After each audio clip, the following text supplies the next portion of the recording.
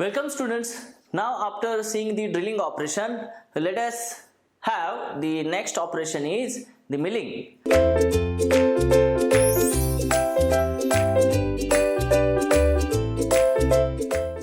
So what is milling operation? Actually this milling operation is used for removing a thin layer of material from the flat workpiece or the component, or sometimes to produce the slot in a given component. So if you look at the main important characteristic of the milling operation is that, so the milling operation does not require any kind of the rotational symmetry. That is the versatility of the milling operation. Now if you look at the various cutters, the tool in the milling operation is the cutter. So the cutters we are having, number one, we are having the end milling cutter,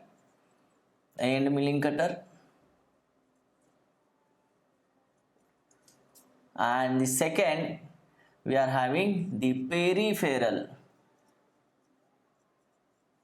milling cutter. Okay, now if we look at this end milling cutter, so it will be look like this.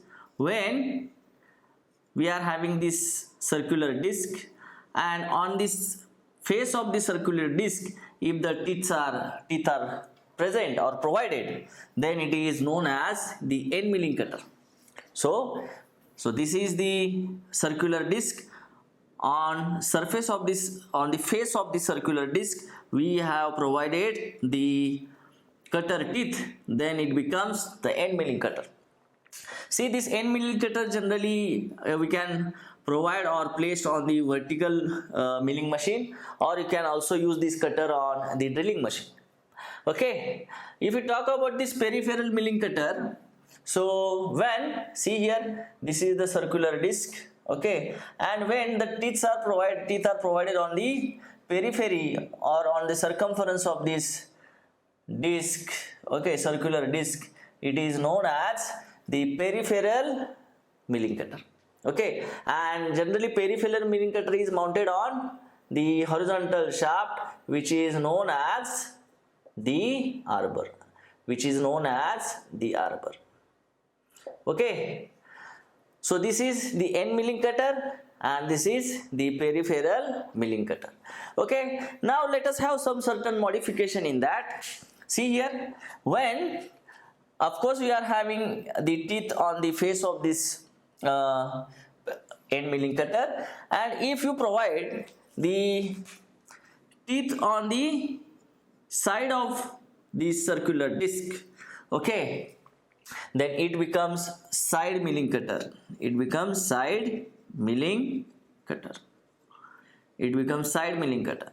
Okay, and if for this peripheral milling cutter, if you provide the teeth on the sides, okay, side means on the face, then it becomes the straddle milling cutter. Generally this straddle milling cutter is used for producing the T slots. Okay, so straddle milling cutter. Now if you are having more than one milling cutters, which are peripheral milling cutters, which are mounted on a single arbor like this, suppose this is the arbor on which I am mounting, see, more than one this peripheral milling cutters, isn't it? Then this milling operation is known as this gang milling. So more than one peripheral milling cutters you have mounted on a single shaft or arbor. So this is the gang milling process. Okay, so these are the milling cutters. Now when we talk about the methods of milling, okay, so we are having basically two methods of milling. Methods of milling. Okay, so we are having basically two methods of milling. One is the up milling process, or this is also known as the conventional milling. And the another we are having, that is down milling. This is also known as climb milling.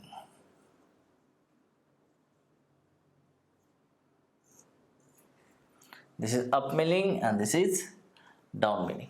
So see, in the up milling process we are having, so this is the cutter, it is rotation of the cutter, and this is the feed given to the work table. So if you look,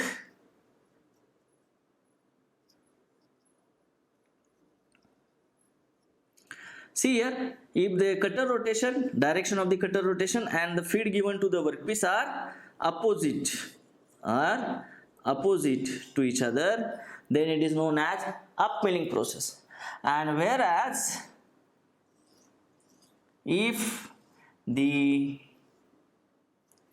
cutter rotation, direction of cutter rotation and the feed given to the workpiece are in same direction, okay, then it is known as the down milling or climb milling process.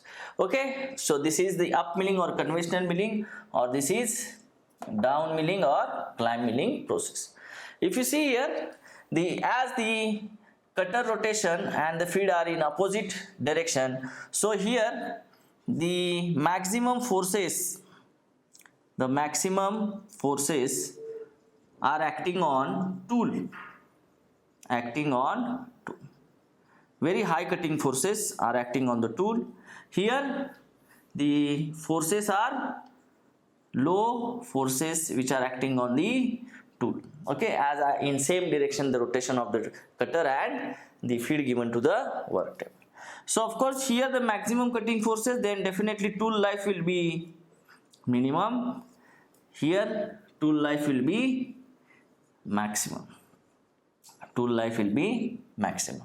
Okay, and here see here the maximum thickness of the chip we are getting at the end of the operation, and here at the beginning of the operation we are having the maximum thickness of the chip. Okay, so here this chip is going to flow or slide on the machined surface, because at the end of the operation it is producing, and here at the beginning of the operation it is having the maximum thickness. So here there are chances of the damaging the produced surface finish.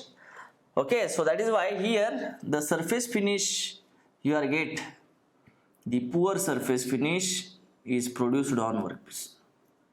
Here the poor surface finish is going to produce, because at the end of the process the maximum chip thickness is there. Here at the beginning only maximum chip thickness, so the surface finish is good. Okay, so this is the basic difference between the up milling and down milling. Now see, when you look at the milling machines or machine tools, so which are the old machines which is continuously in use for so many years. So definitely when we see this transmission system of the machine tool, so because of long run or long use, there will be the wear and tear of the gears, of course, in the transmission system. So what happened, the backlash is present in the older machines. But if you look at the new machines, newly purchased machine, so as they are not subjected for the work, there is no any backlash which is present. Now the important thing is here is that, so where to have this up milling process, that is on which machine tool, older or newer machine tool, we have to provide this up milling or the down milling. So how to make this decision? So please remember, as in the older machines the backlash is present, okay, so these are generally on that machine generally we provide the up milling process. As see here, there are the cutting motion and the feed is given to the tool in opposite direction, so whatever the backlash present in the transmission system get nil, get reduced, okay. So older machines generally we are subjected to the up milling process, or this up milling is set on the old machines, whereas in new machines of course there is no any backlash, even though we use this the down milling, that is the force, that is the motion of this cutter and the feed is in same direction, so that can able to handle, or this down milling can able to handle that force or that thrust onto the transmission parts, okay. So no any issue for the down milling on the newer machine tool, okay. So this is the thing, so you can have this up milling on the old machine tool, of course milling machine, and here we can use this down milling on new machine tool, okay. So this is the methods, or these are the methods, up milling and down milling. Now next thing, that is machine time calculation. So what is time? T is equal to length of tool travel divided by, in milling operation I can simply write F3 divided by F3, because yes, we are giving the table feed in milling operation, that is in millimeter per minute, okay, or L divided by F2 into N, you can write like that also. See here, the very important thing is that this total length of the tool travel is equal to what? Say L, actual cutting length, plus approach plus overall travel, okay. So here the compulsory approach is very important, that is AP1, okay, and that we are going to find. So this compulsory approach in milling machine operation, okay. Now let us see the methods in the milling operation, okay, methods of milling operation. Which methods? So there are two techniques, we are having two methods. One is the up milling process, or this is also known as the conventional milling, and the another is the down milling, or this is also known as the climb milling process, okay. This is the second. So if you look at this up milling process,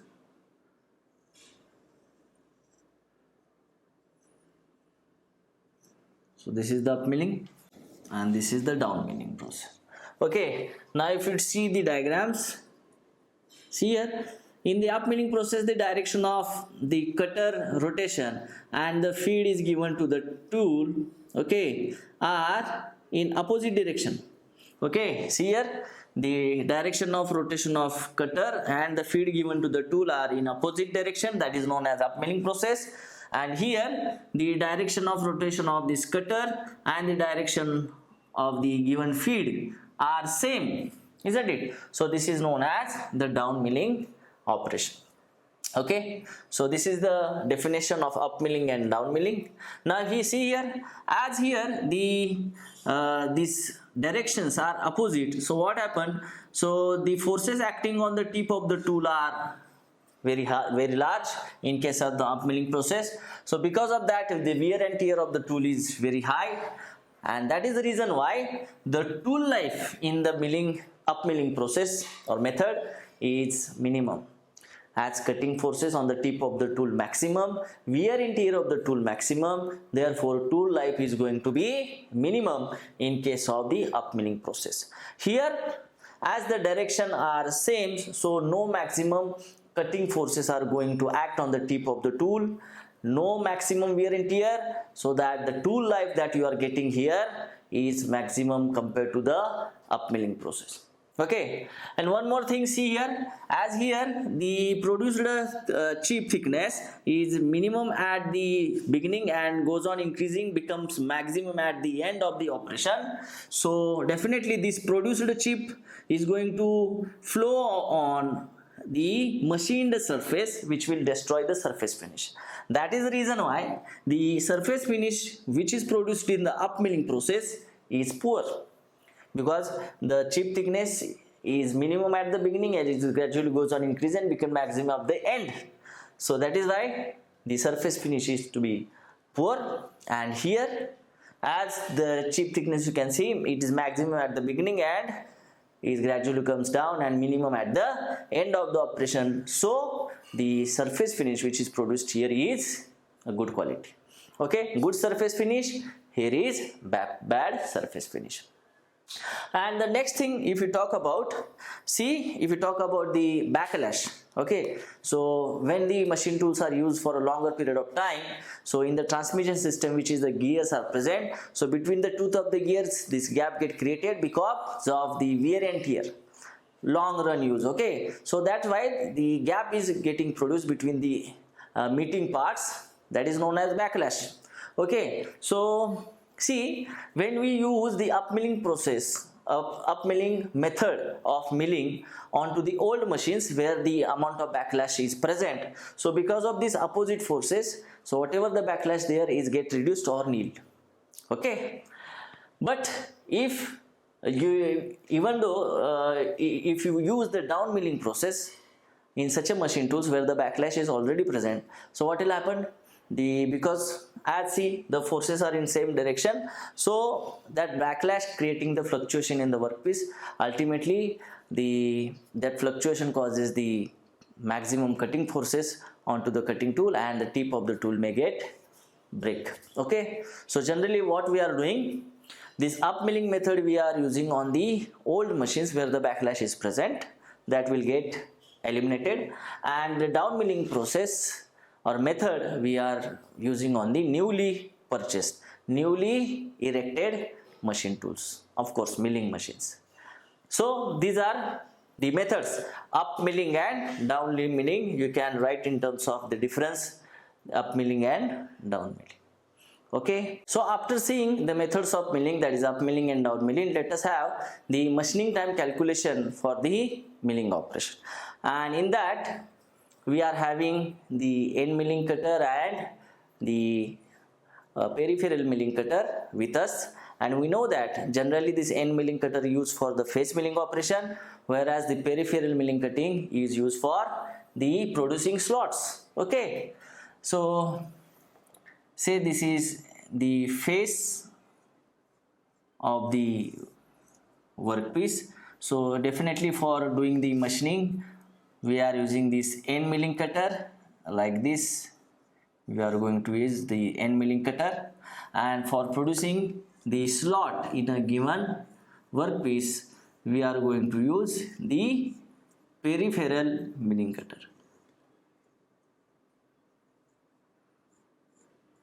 Okay, so peripheral milling cutter is used for producing the slot, and for face milling we are using this end milling cutter.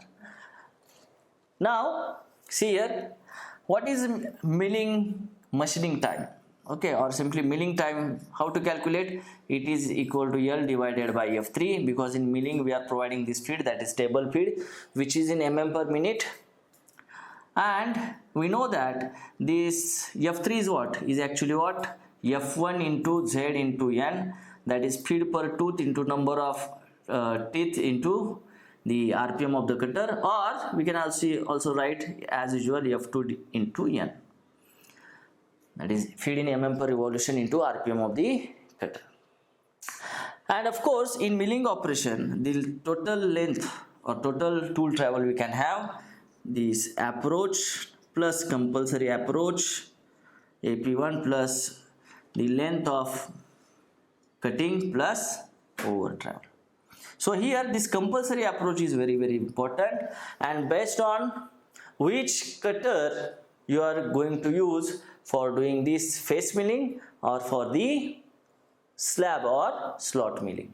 Okay, so let us have these four condition actually. When this face milling is done with this end milling cutter, okay, or this face milling is done with the peripheral milling cutter, and second one, when this slot milling is done with the peripheral milling cutter, and also the slot milling done with this end milling cutter. So these four conditions we can see what is the compulsory approach need. Okay, let us calculate. So the first case I am going to take is that the face milling with end milling cutter,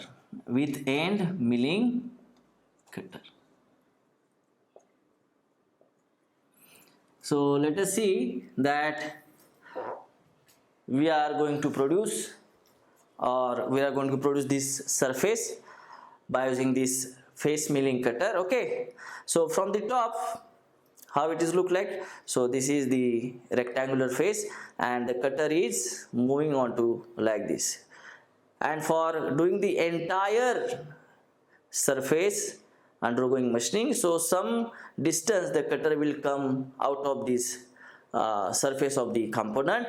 That is nothing but our compulsory approach here. So this is the face we are seeing, okay, and here is our end milling cutter. Okay, so to get the complete, ये ऐसे करते करते आएगा, isn't it? The cutter will come here like this, and finally it will be machine this much part. But this part, to get machine, we have to move this cutter like this to get this entire surface get machined. Okay, so this distance is nothing but actually our compulsory approach. Okay, let us see here. So this is the initial position of the cutter at O1. Now after some time it will be here. So this is O2, this is A, this is B, and I am joining this O2 with this point C. Let us say the width of the workpiece is W. Okay, then what is AB? AB is nothing but our compulsory approach here. Okay, so how to calculate AB? So AB is equal to what? It is O2B minus O2A. O2B minus O2A. So what is O2B? This is the radius of the cutter, D by 2, minus what is O2A? O2A. So O2A calculate करने के लिए क्या करना पड़ेगा? So it is square root of O2A. What can I write here? It is square root of O2C square minus AC square, isn't it? Pythagoras AC square, which is equal to O2C is what? D by 2 square minus AC is what? W by 2 square, isn't it? So we can get here O2A. So right here value of O2A, that is D by 2 whole square minus W by 2 whole square. And see here, if this axis of this milling cutter and the axis of the workpiece are symmetrical or are same, then it is a symmetrical face milling operation.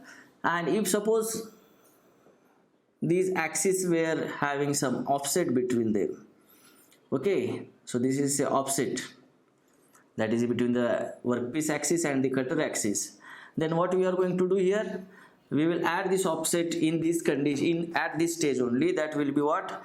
This d by 2 minus square root of d by 2 whole square minus w by 2 plus this offset OAF I am going to add whole square, like that, if the offset face milling operation is there. Okay, so this is another story. So क्या होगा यहाँ पे? This is d by 2 minus this 2 square 4 2 square 4. So root में से बाहर गया तो क्या होगा?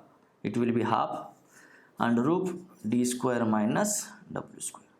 So again take this half common. So half into d minus this under root of d square minus w square is the compulsory approach AP1 in the face milling with the end milling cutter. Okay, so please remember. So this is the face milling with end milling cutter, and if the offset is provided, then you cannot add the offset at this w by 2 plus offset and then square it. Okay, so generally this is the very important formula. Many times just only they are asking for the compulsory approach calculation. So this is the compulsory approach calculation for face milling cutter, face milling operation with end milling cutter, where d is the diameter, w is the width of the workpiece. Okay, now the second what? We are having the peripheral milling cutting, peripheral milling cutter. What is the use of that? To produce the slot. Okay, so what we are going to have here, the slot milling with peripheral milling cutter. Okay, so see here. So this is a cutter here, and it will go on producing the slot. Okay,